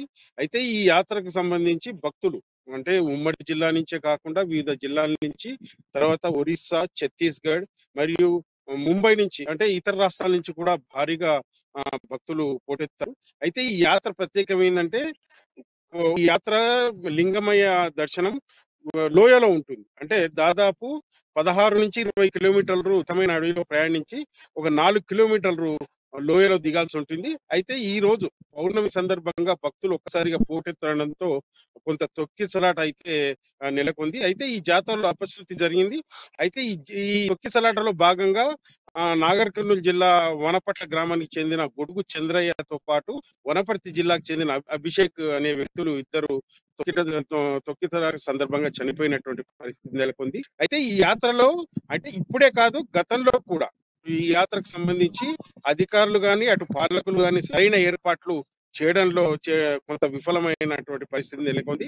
అయితే ఈ యాత్ర ఆద్యంతం మొత్తం అడవి ప్రయాణం కాబట్టి, అడవిలో కాబట్టి సరైన అంటే ఈ యాత్ర కూడా పౌర్ణమి రోజు పండు వెన్నెల్లో అంటే దాదాపు 5 గంటల నుంచి ప్రారంభమవుతుంది. సాయంత్రం 5 గంటల నుంచి దాదాపు తెల్లవారు ఒక 5 రోజుల పాటు తెల్లవారు భక్తులు లోయలోకి వెళ్తారు, దట్టమైన అడవుల్లోకి. అయితే ఇక్కడి నుంచి ప్రైవేట్ వెహికల్స్ లో కానీ తమ వెహికల్స్ లో కానీ దాదాపు ఒక 16 నుంచి 20 కిలోమీటర్లు అడవిలోకి వెళ్ళిన తర్వాత అక్కడి నుంచి 4 కిలోమీటర్ల మేర నడక ప్రయాణం ఉంటుంది. ఈ నడక ప్రయాణంలోనే ఈ రోజు పౌర్ణమి కావడంతో వివిధ రాష్ట్రాల నుంచే కాకుండా వివిధ జిల్లాల నుంచి భక్తులు భారీగా పోటెత్తారు. అయితే ఈ సందర్భంలోనే అధికారులు కొంత చేతులు ఎత్తేసినటువంటి పరిస్థితి నెలకొంది. అయితే ఈ సందర్భంలో భక్తులు ఒక్కసారిగా లోయలోకి దిగడానికి పోటెత్తడంతో అయితే ఈ యాత్రలో లోయలోకి దిగే సందర్భంలో కొంత తొక్కిసలాట జరిగింది. అయితే ఈ భక్తులు ఒకరినొకరు తోసుకోవడంతో ఈ తొక్కిసలాటలో గొడుగు చంద్రయ్య అనే వ్యక్తి అక్కడికక్కడే చనిపోవడం జరిగింది. అయితే ఈ అభిషేక్ రెడ్డి జాడ మాత్రం తెలియట్లేదు, అతను ఊపిరాడక చనిపోయినట్టు మనకు తెలుస్తా ఉంది. అయితే అధికారులు కూడా కొంత నిర్లక్ష్యం వహించారు. అయితే గొడుగు చంద్రయ్య ఈ ప్రమాదం జరిగిన గంటన్నర వరకు కూడా అధికారులు అక్కడికి రానటువంటి పరిస్థితి. అయితే దీంతో భక్తులు ఆగ్రహం వ్యక్తం చేస్తున్నటువంటి పరిస్థితి. అయితే భక్తుల ఆగ్రహాల మధ్య అధికారులు అటవీ సిబ్బంది అక్కడికి చేరుకొని చంద్రయ్య మృతదేహాన్ని అచ్చంపేట ప్రభుత్వ ఆసుపత్రికి తరలించారు. అయితే మరో వ్యక్తి మృతదేహాన్ని ఇప్పటికి కూడా అధికారులు గుర్తించలేటువంటి పరిస్థితి నెలకొంది. అయితే ఈ నేపథ్యంలోనే భక్తులు ఈ వ్యవహారంపై కొంత ఆగ్రహం వ్యక్తం చేస్తున్నారు. సరైన సదుపాయాలు కనీసం లైట్లు కూడా రాత్రి వేళల్లో నడవాల్సి ఉంటుంది కాబట్టి అక్కడున్న ఏరియాకు సంబంధించి లైట్లు కూడా వేయకపోవడంతో చీకట్లోనే భక్తులు తమ దగ్గరున్న బ్యాటరీల ద్వారా లోయలోకి దిగడంతో కొంత ప్రమాదాలు అయితే నెలకొంటున్నాయి. అయితే ఈ ప్రమాదాల నేపథ్యంలో కూడా ప్రదీప్, అంటే ఇంత పెద్ద ఎత్తున ఈ జాతర జరుగుతున్నప్పుడు అక్కడ కొన్ని సంవత్సరాల నుంచి ఏదైతే సలేశ్వర జాతర ఉందో ఆ జాతరకు సంబంధించి అధికారులు కానీ అక్కడ ఉన్న అటవీ శాఖ అధికారులు కానీ ఎందుకు ఎటువంటి ఏర్పాట్లు చేయలేదు? ఈ రోజు మనం నిండు ప్రాణాలు కోల్పోవాల్సిన పరిస్థితిని అయితే ఈ జాతరలో చూస్తూ ఉన్నాము. భక్తితో దేవుణ్ణి కొలవటానికి వచ్చే భక్తులకు ఇటువంటి సంఘటనలు జరగటం ఎంతవరకు సమంజసం అంటారు? సంవత్సరం ఈ జాతరకు సంబంధించి అంటే ప్రభుత్వం కూడా అటు అధికారులు కూడా కొంత పట్టించుకున్నటువంటి పరిస్థితి. అయితే ఇది దట్టమైన అడవి ప్రాంతం కాబట్టి అధికారులు తమది కాదంటే తమది కాదని అంటూ కొంత నిర్లక్ష్యం వహిస్తుంటారు. అయితే దీనికి సంబంధించి ప్రత్యేకంగా అటవీ సిబ్బందిని కేటాయిస్తారు. ఈ అటవీ సిబ్బంది కొంత నిర్లక్ష్యం అయితే వహిస్తుంటారు. దాంట్లో భాగంగానే భక్తులకు అసౌకర్యం అంటే కనీసం మంచినీటి వసతి కూడా లేనటువంటి పరిస్థితి. భక్తులు తమ వెంట తాము బాటిళ్లు కొనుక్కొని తీసుకుపోయినటువంటి సందర్భం ఉంటుంది. అయితే ఇక్కడ ఎటువంటి సదుపాయాలు కూడా కనీసం భక్తులకు రాత్రిపూట నడిచేందుకు లైట్లు కూడా లేకపోవడంతో కొంత భక్తులు నిరాశ వ్యక్తం చేస్తున్నారు. అయితే ప్రతి సంవత్సరం ఎప్పటికప్పుడు భక్తులు అధికారులకు చెప్తున్నప్పటికీ అధికారులు పట్టించుకోకపోవడంతోనే ఇటువంటి ప్రమాదాలు జరుగుతున్నాయని కూడా విమర్శలు వెల్లువెత్తున్నాయి. ఈ నేపథ్యంలోనే ఇక్కడ పౌర్ణమి రోజు ఎప్పుడూ లేనంతగా ఈ రోజు భక్తులు పోటెత్తడంతో ఈ ప్రమాదం జరిగినట్టు మనకు తెలుసు. సునీల్ మెదక్ వెళ్దాం. మా ప్రతినిధి సునీల్ లైవ్ లో సిద్ధంగా ఉన్నారు మనకు డీటెయిల్స్ అందించడానికి. సునీల్ చెప్పండి, తెలంగాణలో అయితే జోరుగా సిపిఆర్ పై అవగాహన కార్యక్రమాలు ఏదైతే గుండెకు సంబంధించిన గుండెపోట్లకు సంబంధించిన కార్యక్రమం ఉందో దాని మీద మంత్రి హరీష్ రావు అయితే పెద్ద ఎత్తున కార్యక్రమాలు చేస్తున్నట్టుగా తెలుస్తూ ఉంది. ఉమ్మడి మెదక్ జిల్లా వ్యాప్తంగా సిపిఆర్ పై శిక్షణ కార్యక్రమాలు కూడా చేస్తున్నట్టుగా ఉంది. దీనికి సంబంధించిన వివరాలు ఏంటి? తెలంగాణ రాష్ట్ర ప్రభుత్వం ప్రతిష్టాత్మకంగా మరో ఆరోగ్య కార్యక్రమాన్ని చేపట్టిందని చెప్పవచ్చు. అందులో భాగంగా సిపిఆర్ అనే విధానాన్ని రాష్ట్ర ప్రభుత్వం విస్తృతంగా తెలంగాణ వ్యాప్తంగా ప్రచారం చేస్తుంది. పెద్ద ఎత్తున కూడా అవగాహన సదస్సులు నిర్వహిస్తున్నారు. తాజాగా రాష్ట్ర ఆర్థిక శాఖ వైద్య శాఖ మంత్రి తన్నీరు హరీష్ రావు సంగారెడ్డి కలెక్టర్ కార్యాలయంలో ఇటీవల సిపిఆర్ పై ప్రత్యేక అవగాహన శిక్షణ కార్యక్రమం చేపట్టడమే కాకుండా ఉమ్మడి జిల్లా వ్యాప్తంగా కూడా సిపిఆర్ పై పూర్తి స్థాయిలో అవగాహన విస్తృత సమావేశాలు శిక్షణ కార్యక్రమం నిర్వహించారు. ఇందులో పోలీస్, రెవెన్యూ, వైద్య శాఖ, మున్సిపల్ తదితర శాఖలను కూడా ఇన్వాల్వ్ చేశారు. వారందరికీ కూడా సిపిఆర్ పై అవగాహన కల్పించారు. అయితే తాజాగా సిద్దిపేట జిల్లాలోని చిన్నకోడూరు మండలంలోని కిష్టాపూర్ లో ఆటో డ్రైవర్ అకస్మాత్తుగా రోడ్డు పక్కన పడి ఉండడంతో స్థానికులు 108 కు సమాచారం అందించడంతో 108 సిబ్బంది వచ్చి సిపిఆర్ చేసి ఆటో డ్రైవర్ రాజు ప్రాణాలను కాపాడడం జరిగింది. తాజాగా మనము ఈ రోజు చూసుకున్నట్లయితే ఇదే చిన్నకోడూరు మండలంలోని చాంద్లాపూర్ లో 23 రోజుల చిన్నారికి స్నానం చేయిస్తుండగా ఆ నీరు చిన్నారి తాగడం జరిగింది. ఈ నేపథ్యంలో చిన్నారి అపస్మారక స్థితికి వెళ్లడంతో వెంటనే కుటుంబ సభ్యులు 108 సిబ్బందికి సమాచారం ఇచ్చారు. ఈ నేపథ్యంలో 108 సిబ్బంది స్పాట్ కు చేరుకొని చిన్నారికి కూడా సిపిఆర్ విధానం చేయడంతో చిన్నారి కూడా బ్రతికిన పరిస్థితి ఉంది. అనంతరం సిద్దిపేట ప్రభుత్వ ఆసుపత్రికి తరలించారు. అక్కడ వైద్యులతో కూడా మాట్లాడితే చిన్నారి ఆరోగ్యంగా ఉన్నట్లు చెప్పారు. అయితే రాష్ట్ర ప్రభుత్వం రాష్ట్ర వైద్య శాఖ మంత్రి తన్నీరు హరీష్ రావు చేపట్టినటువంటి కార్యక్రమం సిపిఆర్ విధానం తెలంగాణ రాష్ట్ర వ్యాప్తంగా మంచి ఫలితాలు ఇస్తుందని చెప్పవచ్చు. చాలా మంది ప్రజల ప్రాణాలు కాపాడుతుందని చెప్పవచ్చు. మరోవైపు ఉమ్మడి మెదక్ జిల్లా వ్యాప్తంగా విస్తృతంగా వీటిపై శిక్షణ తరగతులు నిర్వహిస్తున్నారు. సదాశివపేటలో కూడా పోలీసు శాఖ పోలీసులు కూడా ఈ అంశంపై సిపిఆర్ విధానంపై శిక్షణ పొందినటువంటి సునీల్, అలాగే గవర్నమెంట్ హాస్పిటల్ కి సంబంధించి అక్కడ దగ్గరలో ఉన్న ఆ నర్సులకు కానీ దానికి సంబంధించిన 108 సిబ్బందికి కానీ సిపిఆర్ లో శిక్షణ కార్యక్రమంలో ఎటువంటి కార్యక్రమాలు చేస్తూ ఉన్నారు? మొత్తానికైతే హరీష్ రావు ఒక పెద్ద ఎత్తున దీన్ని సిపిఆర్పి శిక్షణ కార్యక్రమాలను చేస్తున్నట్టుగా తెలుస్తూ ఉంది. గవర్నమెంట్ హాస్పిటల్ కి సంబంధించి ఎటువంటి అవగాహన కార్యక్రమం ఉంది దీనిపై? అయితే రాష్ట్ర వ్యాప్తంగా కూడా ప్రభుత్వ ఆసుపత్రులకు సంబంధించిన సిబ్బందికి ఇప్పటికే శిక్షణ ఇవ్వడం జరిగింది. ఎక్కడైతే శిక్షణకు సంబంధించిన కార్యక్రమాలు నిర్వహించలేదో ఆ కార్యక్రమాలకు సంబంధించి కూడా మంత్రి హరీష్ రావు దగ్గరుండి పోతున్నారు. దాదాపుగా తెలంగాణ వ్యాప్తంగా వైద్య శాఖ అధికారులకు శిక్షణ ఇచ్చారని చెప్పవచ్చు. శిక్షణ పొందని దగ్గర కూడా శిక్షణకు సంబంధించి ఏర్పాట్లు చేస్తున్నారు. శిక్షణకు సంబంధించి ప్రత్యేకంగా వైద్యాధికారులను కూడా ఏర్పాటు చేయడం జరిగింది. ఎక్కడికక్కడ శిక్షణ ఇస్తున్నటువంటి పరిస్థితి ఉంది. పోలీస్ శాఖకు కూడా శిక్షణ ఇస్తున్నటువంటి పరిస్థితి ఉంది. చాలా కేసుల్లో సంబంధించి ఫలితాలు వస్తా ఉన్నాయి. చాలా మంది ప్రజల ప్రాణాలు సిపిఆర్ కాపాడుతుందని చెప్పవచ్చు. తెలంగాణ రాష్ట్ర ప్రభుత్వం మంత్రి హరీష్ రావు తీసుకున్నటువంటి చొరవ ఇందుకు కారణంగా చాలా మంది స్థానికులు చెప్తా ఉన్నారు. వీటి ఫలితాలు పొందినటువంటి వారు కూడా చాలా సంతోషం వ్యక్తం చేస్తున్నారు. పునర్జన్మ పొందినట్లు కూడా వారు భావిస్తా ఉన్నారు. చాలా ఆశాభావం వ్యక్తం చేస్తున్నారు. సిపిఆర్ విధానం మాత్రం తెలంగాణ రాష్ట్ర ప్రభుత్వం ఏర్పాటు చేసింది. చాలా సక్సెస్ఫుల్ గా తెలంగాణ రాష్ట్రంలో అమలవుతుందని కూడా చెప్పవచ్చు. Thank you Sunil. నెక్స్ట్ మనం వరంగల్ వెళ్దాం. వరంగల్లో మా ప్రతినిధి స్వామి లైవ్ లో సిద్ధంగా ఉన్నారు. స్వామి, చెప్పండి, ఏదైతే ఉమ్మడి వరంగల్ జిల్లాలో మహిళా జర్నలిస్టులకు అయితే హెల్త్ చెకప్ చేయించడం జరుగుతోంది. అక్కడ కలెక్టర్ స్నిగ్ధా పట్నాయక్ అయితే మహిళా జర్నలిస్టులు అందరూ దీన్ని సద్వినియోగం చేసుకోవాలని కూడా పిలుపునివ్వడం జరుగుతుంది. దీనిపై వివరాలు ఏంటి?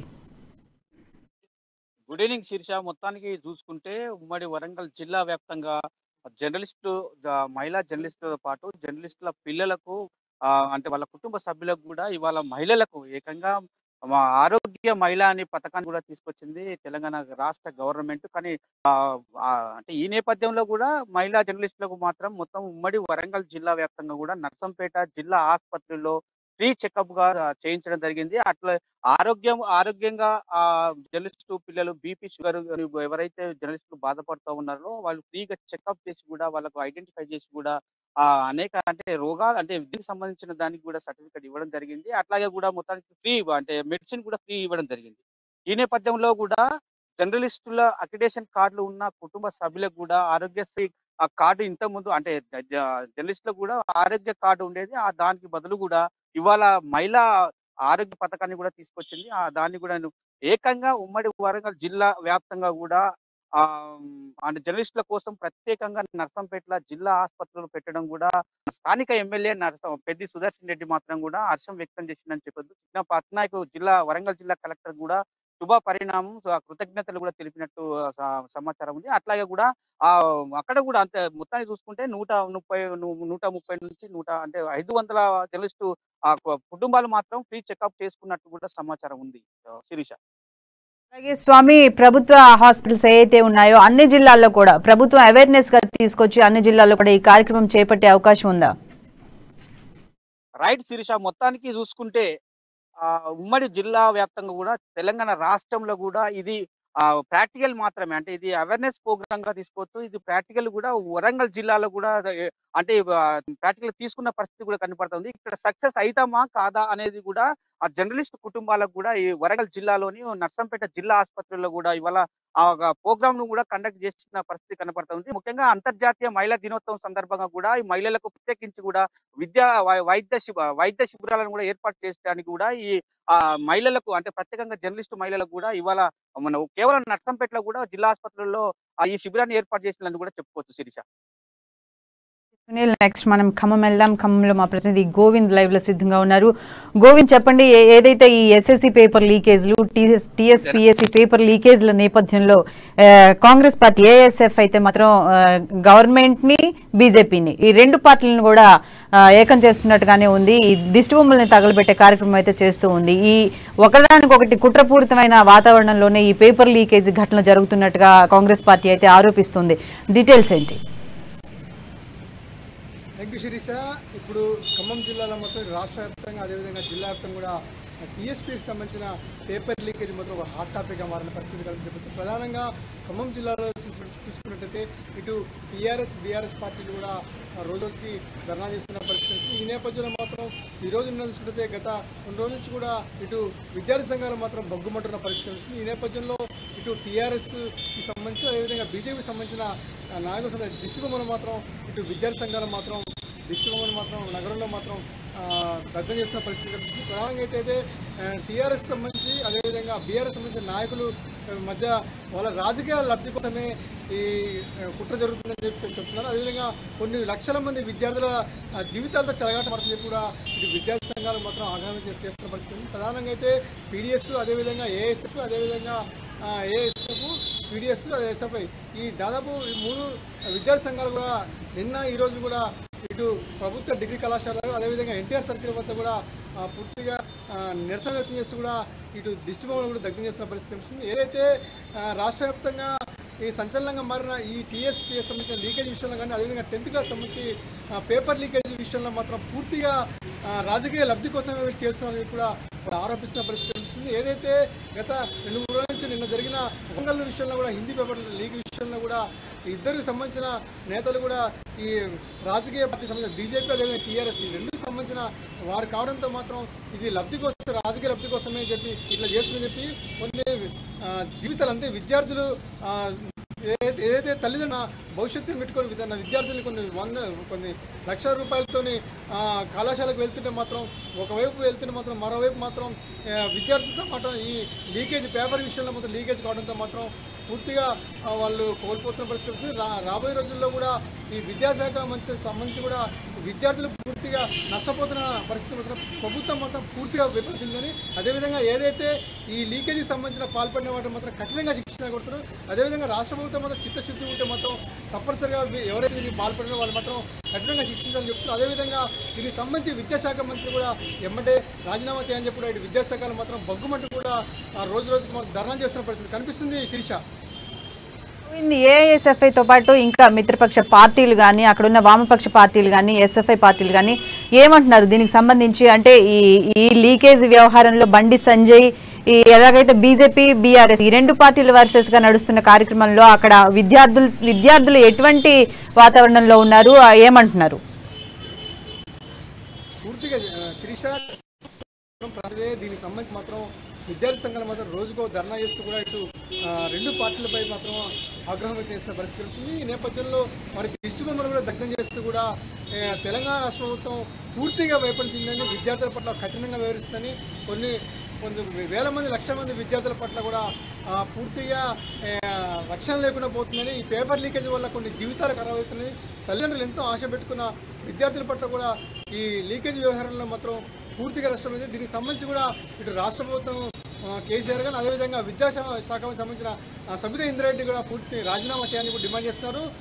మొత్తానికైతే జిల్లాలో మాత్రం ఏదైతే ఈ పేపర్ లీకేజ్ సంబంధించిన మాత్రం పూర్తిగా ప్రభుత్వం వైఫల్యమని చెప్పి ఇటు రాజకీయ పార్టీ లబ్ధి కోసమే చేస్తారని చెప్పి ఇటు విద్యార్థి సంఘాలు మాత్రం పూర్తిగా మండిపడుతున్నారు. రోజుకొక రకం కూడా వీళ్ళు ధర్నా చేసుకుంటూ కూడా ప్రభుత్వం అయితే విమర్శలు చేస్తున్న పరిస్థితి. ఏదైతే ఈ పేపర్ లీకేజ్ సంబంధించిన చేసిన వారిపై కూడా కఠినమైన చర్యలు తీసుకోవాలని కూడా వారు డిమాండ్ చేస్తున్న పరిస్థితి కనిపిస్తుంది.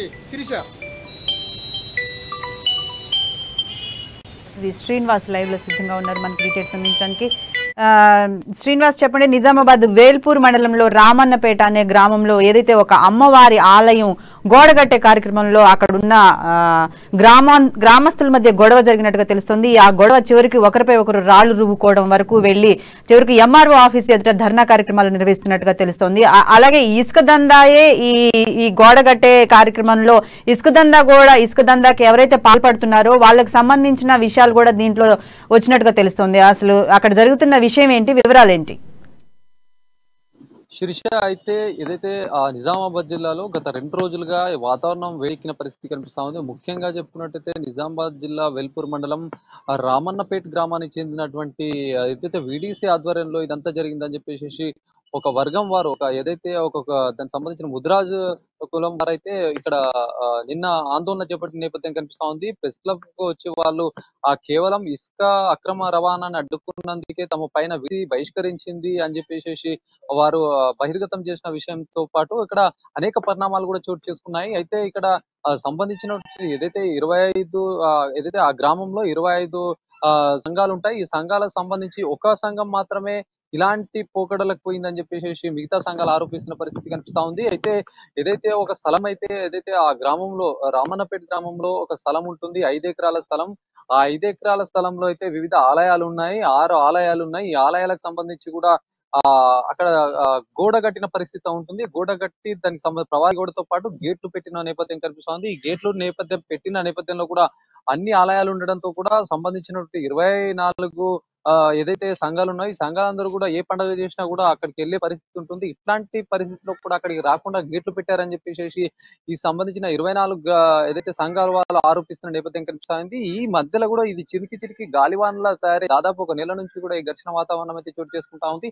అయితే మొత్తానికి అయితే గత 2 రోజులుగా ఈ విపరీతమైనటువంటి ఘర్షణ చెలరేగినట్టు తెలుస్తా ఉంది. అయితే నిన్న రాత్రి ఒకరిపై ఒకరు రాళ్లతో రువ్వుకున్న పరిస్థితి కూడా కనిపిస్తుంది. ఆ గోడని ఏదైతే ప్రవారి గోడ ఉంటుందో ప్రవారి గోడని జేసీబీ సహాయంతో అయితే పెకిలించిన నేపథ్యం కనిపిస్తా ఉంది. ఈ ఇద్దరి మధ్యలో కూడా ఇలాంటి వాతావరణంలో అయితే ఘర్షణ చేసుకొని అక్కడ మొత్తం సంబంధించినటువంటి ఈ రోజు చూసుకున్నట్టయితే వేల్పూర్ మండల తహసీల్దార్ కార్యాలయం ముందు కూడా ఈ సంబంధించిన సంఘం ముద్రా సంఘం వాళ్ళు కూడా ఆందోళన వ్యక్తం చేసిన నేపథ్యం కనిపిస్తా ఉంది. వీళ్ళ వర్షం చూసుకున్నట్లయితే కేవలం ఇసుక రవాణానే అని చెప్పిన నేపథ్యంలో కూడా అక్కడ సంబంధించిన గ్రామంలో కూడా వీడీసీ సంబంధించి కానీ ఇక్కడ సంబంధించిన 24 ఏదైతే సంఘాలు ఉన్నాయో 24 సంఘాలందరూ కూడా కడాకండి గతంలో ఏదైతే గ్రామ పంచాయతీకి సంబంధించిన భూమి 5 ఎకరాల 30 గుంటలు ఉంటుంది. ఈ భూమిని కూడా దాదాపు గ్రామ పంచాయతీ అందరు సంబంధించిన అందరూ కూడా వాడుకునే విధంగా అయితే ఉంటుంది. దీనికి సంబంధించిన అన్ని ఆలయాలు ఉన్నాయి కాబట్టి ఈ ఆలయాలు ఎవరికి ఉన్నా కూడా సంబంధించినటువంటి సంఘం వారు కూడా వాళ్ళ ఆలయానికి ఏదైనా పూజలు కానీ గ్రామంలో ఏదైనా జరిగిన పండగ గాని ఏదున్నా కూడా అక్కడికి వచ్చి కూడా అమ్మవారికి నైవేద్యాలతో పాటు ఇట్లాంటి దర్శనాలు అయితే చేసుకుంటారు. కేవలం ఇట్లాంటి వాళ్ళకు మాత్రమే చెందాలన్నట్టుగా కూడా వారు ఈ రకంగా ఆరోపించి ఇది అంతా ఘర్షణ వాతావరణానికి దారి తీసినట్టుగా కూడా వీళ్ళు చెప్తా ఉన్న పరిస్థితి కనిపిస్తా ఉంది. ఇది దాదాపుగా గత 2 నెలలుగా కొనసాగుతున్న నేపథ్యంలో 2 రోజులుగా అయితే మరింత వేడి పెరిగిందని చెప్పొచ్చు. ఈ సంబంధించిన ఏదైతే ప్రక్రియ ఉంటుందో ఈ సంఘటన కూడా బహిర్గతం కాకుండా శ్రీనివాస్, ఏదైతే మనం విజువల్స్ లో చూస్తున్నాం పెద్ద ఎత్తున రాళ్లు ఒకరిపై ఒకరు రాళ్లు రూకున్న విజువల్స్ మనకు కనిపిస్తున్నాయి. అలాగే పోలీసులు అక్కడ కూర్చోబెట్టి ఆ ఎంఆర్ఓ ఆఫీస్ ఎదుట కూర్చోబెట్టి వాళ్ళకి సర్ది చెప్తున్న కార్యక్రమం కూడా మనం చూస్తున్నాం. అంటే ఈ 5 ఎకరాల ఏదైతే ఈ 5 ఎకరాల విస్తీర్ణం ఉందో ఈ 5 ఎకరాల గోడ కట్టే కార్యక్రమంలో ఈ 24 సంఘాలు ఏవైతే ఉన్నాయో వాళ్ళ మధ్యలో వచ్చిన ఘర్షణ ఏంటి, చివరికి అది ఎటువంటి మలుపు తీసుకోబోతుంది, అక్కడున్న పోలీసులు కానీ ఎంఆర్ఓ కానీ దీనికి ఎటువంటి పరిష్కారం చూపించారు?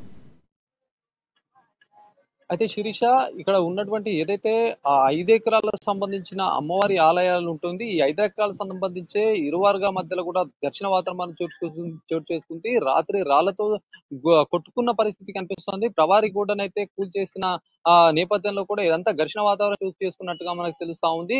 అయితే సంబంధించిన అధికారులు మాత్రం దాదాపు నెల రోజుల నుంచే వీళ్ళ మధ్య ఉన్నటువంటి ఆ ఘర్షణ వాతావరణాన్ని పూర్తిగా నిర్మూలించేందుకు అయితే కృషి చేస్తున్న నేపథ్యం కనిపిస్తా ఉంది. ఎంఆర్ఎస్ స్థాయి అధికారి కానీ ఇక్కడ పోలీసులు కానీ గత నెల నుంచి కూడా ఆ ఇద్దరికి చెందినటువంటి భూమి కాబట్టి సంబంధించిన ఏదైతే ప్రవారి గోడ ఉంటుందో ప్రవారి గోడ ఇరువారుగా సంబంధించిన వాళ్ళకు కూడా 2 గేట్లను ఏర్పాటు చేసుకోండి.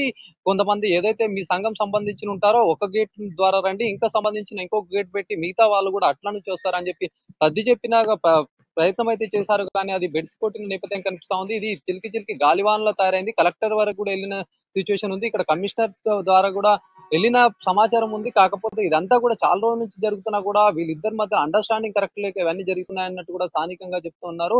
అయితే ఈ రోజు జరిగిన ఏదైతే ఎంఆర్ఓ తహసీల్దార్ కార్యాలయం ముందు అయితే ధర్నా పెద్ద ఎత్తున చేపట్టిన నేపథ్యంలో కూడా పోలీసులు భారీగా రాత్రి నుంచి కూడా గుమిగూడిన పరిస్థితి. వీళ్ళందరికీ సమస్యను పరిష్కరించే విధంగా అయితే అధికారులు ఇప్పటికే కృషి చేస్తున్నారు. వీళ్ళు ఇద్దరి మధ్యలో నడుస్తున్న వ్యవహారం కూడా చిలికి గాలివాలన అవుతుంది కాబట్టి ఖచ్చితంగా మీరైతే ఎవరో ఒకరు ఖచ్చితంగా వినాలి.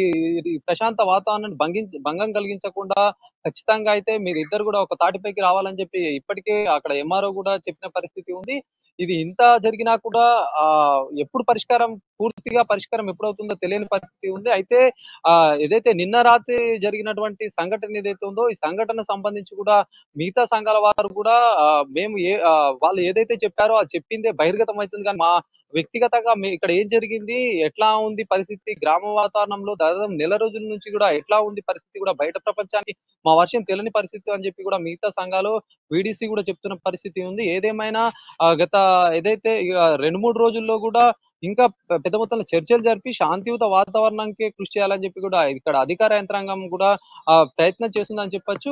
వీళ్ళిద్దరి మధ్యలో ఏదైతే ఉందో గ్రామ బహిష్కరణ చేశారని చెప్పి కూడా ఆరోపిస్తున్నాయని కూడా అవాస్తవాన్ని కూడా అవి 24 సంఘాలకు సంబంధించినటువంటి వివిధ సంఘాల వారు చెప్తున్న పరిస్థితి. కేవలం ఏదైతే ఒక సంఘం సంబంధించిన ముద్రా సంఘం సంబంధించిన వాళ్ళు మాత్రమే తమ పైన నిరాధారమైనటువంటి ఏదైతే ఇసుకకు సంబంధించి మా కాలనీ గుండా వెళ్తుంది ఈ ట్రాక్టర్లను ఆపినందుకు ఎలాంటివి చేశారని చెప్పి కూడా వాళ్ళు చెప్తున్న నేపథ్యం కనిపిస్తా ఉంది. అయితే కంప్లీట్ గా ఇది 5 ఎకరాల భూమి గురించే జరిగింది. ఈ జరిగిన ఏదైతే తంతు ఉంటుందో ఈ తంతు అంతా కూడా దాదాపు నెల రోజుల నుంచి ఉంది. ఒక గడువు కూడా పెట్టిన డెడ్ లైన్ పెట్టినా శ్రీనివాస్, ఏదైతే ఈ అక్రమ ఇసుక రవాణా ఏదైతే ఉందో ఈ నిజామాబాద్ లో అక్రమ ఇసుక రవాణా గురించి మనం గత కొన్ని రోజులుగా చూస్తూనే ఉన్నాం. ఈ అక్రమ ఇసుక రవాణాకి ఈ గోడ కట్టే ఈ కార్యక్రమానికి అంటే కొన్ని వర్గాల వారి ఈడీసీకి అనుకూలంగా ఉండి ఈ గోడ కార్యక్రమాన్ని పక్కకి తీసినట్టుగా తెలుస్తూ ఉంది. దీనిపై అప్డేట్స్ ఏంటి?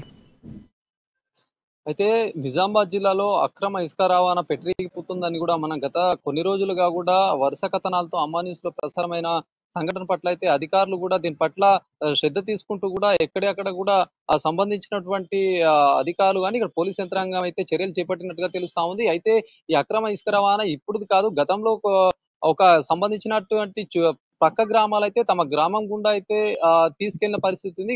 ఇప్పుడు కొన్ని రోజులు గత 3-4 నెలలుగా అయితే ఇట్లాంటి ప్రక్రియ ఏమి కూడా లేదు. కాకపోతే కేవలం ఆరోపణలు మాత్రమే చేస్తున్నారు. ఒక సమస్య ఉంటే మరొక సమస్య పైన అయితే వీళ్ళంతా కూడా టాపిక్ డైవర్ట్ చేయడానికి చేస్తున్నట్టుగా సంబంధించిన వీటీసీ గానీ సంబంధించినటువంటి 24 సంఘాల వాళ్ళు కూడా చెప్తున్న పరిస్థితి ఉంది. అక్రమ ఇసుక రవాణా ఏదైతే ఉందో గతంలో జరిగేది, ఇప్పుడు సంబంధించినటువంటి ఏదైతే గ్రామంలో ఎప్పుడైతే ఎవరికైతే ఇసుక అవసరం ఉంటుందో అంతవరకే మాత్రమే తీసుకొస్తాం కానీ మిగతా ఎవరు కూడా ఇక్కడ అక్రమ ఇసుక రవాణా అయితే చేయట్లేదని చెప్పేసి కూడా వాళ్ళు చెప్తున్న పరిస్థితి కనిపిస్తా ఉంది. అయితే దీనికి సంబంధించినటువంటి గోడకు సంబంధించిన ఏదైతే ప్రవారీ గోడ ఉందో ప్రవారీ గోడ అయితే కట్టిన పరిస్థితి ఉంది. ఎవరైతే అక్కడ సంబంధించిన చీకటి పడగానే కొన్ని తాగే విధంగా అయితే కొన్ని అసాంఘిక కార్యకలాపాలు కూడా కొన్ని జరిగే అవకాశాలు ఉన్నాయి కాబట్టి గోడ కట్టినామని చెప్పేసి కూడా ముద్రా సంఘం వాళ్ళు చెప్పినప్పటికీ కూడా అలాంటి ఏమీ లేదు. కేవలం ఏదైతే తాత ముత్తాతల నుంచి కూడా గతంలో ఉన్న ఒక గ్రామ పంచాయతీ చెప్పినటువంటి ఆస్తిని అక్కడ 5 ఎకరాలు ఉంటుంది. ఈ 5 ఎకరాలు కంప్లీట్ గా అయితే గుడిల కోసం కేటాయించినట్టుగా కూడా గ్రామ పెద్దలు కానీ గ్రామ సంబంధించినటువంటి పంచాయతీ సంబంధించిన వాళ్ళు చెప్తున్న పరిస్థితి. కేవలం ఈ జాగ సంబంధించి ఇంత చిలికి గాలివానలు అయింది. ఆ సమస్య పరిష్కరించేందుకు కూడా మేము పాజిటివ్ గా ఉన్నాము. చర్చల గ్రామం అని చెప్పి ఒకవైపు ఎంఆర్ఓ యంత్రాంగం చెప్పినా కూడా ఇదంతా కూడా వీళ్ళు రాని పరిస్థితి అని చెప్పి కూడా 24 సంఘాల మాదిరి అయితే చెప్తున్న పరిస్థితి కనిపిస్తా ఉంది. మరి ఈ ఏదైతే ఇది ఉందో ఈ గొడవ కూడా ఇంకా ఎన్ని రోజులకు కూడా ఇది పూర్తిగా కంప్లీట్ గా అయితే ఎప్పుడైతే దీని పరిష్కారం అవుతుందో కూడా తెలియని పరిస్థితి ఉంది. కాబట్టి ప్రయత్నాలు అయితే చేస్తున్నట్టుగా ఇక్కడ అధికారులు కూడా చెప్తున్న పరిస్థితి. పోలీసులు కానీ ఇక్కడ రెవెన్యూ యంత్రాంగం కానీ ఇంతకు ముందే గంట కింద అయితే వాళ్ళందరినీ కూడా కూర్చోబెట్టి సమావేశం ఏర్పాటు చేసి ఇలాంటి పరిష్కారం కావడానికి కూడా చర్చించుకుంటే అవుతుంది. కానీ ఇట్లాంటి అల్లర్లు పాల్పడ ఇవి ఇప్పటి వరకున్న రిపోర్టర్స్ టైంలో బర్నింగ్ ఇష్యూస్. మళ్ళీ రేపటి బర్నింగ్ ఇష్యూస్లో మళ్ళీ కలుద్దాం. చూస్తూనే ఉండండి అమ్మా న్యూస్.